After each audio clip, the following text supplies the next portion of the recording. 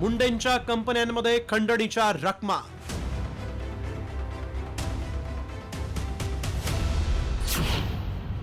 तिरोडकरांची उच्च न्यायालयात याचिका.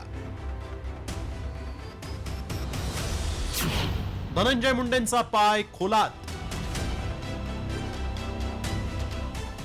सरपंच हत्येशी संबंधित खंडणी प्रकरणातील आरोपी वाल्मिक कराडचे नवनवे कारनामे समोर येत आहेत.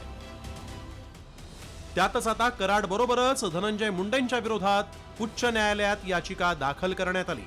धनंजय मुंडेंच्या बेनामी कंपन्यांमध्ये खंडणीच्या रकमा वळवल्याचा आरोप करत माहिती अधिकार कार्यकर्ते केतन तिरोडकरांनी उच्च न्यायालयात याचिका दाखल केली. आणि या याचिकेत नेमके काय आरोप करण्यात आलेले आहेत तेही पाहूया. मुंडे आणि कराड खासगी कंपनीत संचालक. मुंडे संचालक असलेल्या व्यंकटेश्वरा इंडस्ट्रीयल मधून कराडनं आवादा कंपनीला खंडणी मागितल्याचा आरोप. जगमित्र साखर कारखान्यात कराड, मुंडे संचालक. तर कंपनीच्या कार्यालयासाठी मुंडेंच्या नावावर जागा खरेदी. 20 सप्टेंबर 2022 मध्ये घनवट यांनी 40 लाख शेअर्स 4 कोटींना विकले. राजेश घनवट हे मुंडेंचे निकटवर्तीय. ही रक्कम खंडणीतून उभी केल्याचा आरोप. मुंडेंच्या बेनामी कंपन्यांमधून मनी लॉन्ड्रिंग झाल्याचा आरोप. तपास मुंडेंपर्यंत येताच पुढे सरकत नसल्याचा आरोप.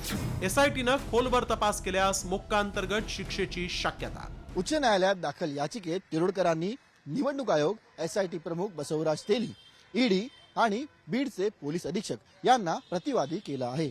एवढंच नाही तर मुंडेंच्या बेनामी कंपन्यांमध्ये खंडणीची रक्कम वळती केल्यानं धनंजय मुंडेंची ईडी मार्फत चौकशी करण्याची तसंच उच्च न्यायालयाच्या देखरेखीखाली एसआयटी मार्फत सरपंच हत्या प्रकरणाची चौकशी करण्याची मागणी करण्यात आली.